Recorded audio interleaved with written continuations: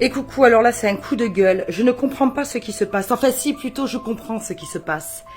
Comment c'est possible qu'ils parasitent autant l'aide humanitaire pour tous les Espagnols en détresse aujourd'hui?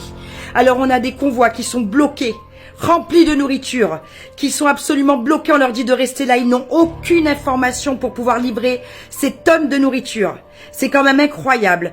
Il y a d'autres grues qui arrivent, non pas pour venir aider et sortir toutes ces voitures accidentées sous la boue, etc., qui viennent verbaliser ceux qui sont venus aider et retirer les voitures et les amender.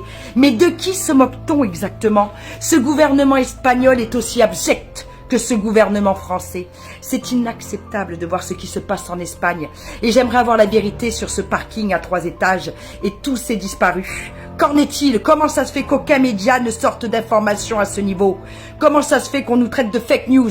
Qu'en est-il? Qu'en est-il? La vérité va se savoir tôt ou tard. La lumière se fait sur chacun.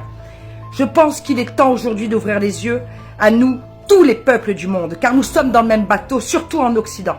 C'est inacceptable de voir comment l'aide humanitaire aux Espagnols est parasitée, empêchée. C'est inacceptable. Inacceptable. Veuillez me confirmer aussi que ce fameux bateau aperçu à l'horizon de Valence avant ce désastre soit bien aujourd'hui actuellement sur le port de Sète. J'ai entendu dire ça, j'aimerais avoir confirmation, merci.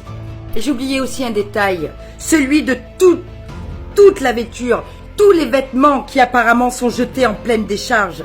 Des éboueurs espagnols ont filmé l'ampleur du dégât. Tous les dons de vêtements sont jetés à la décharge. Mais que se passe-t-il en Espagne? Il est l'heure du grand réveil.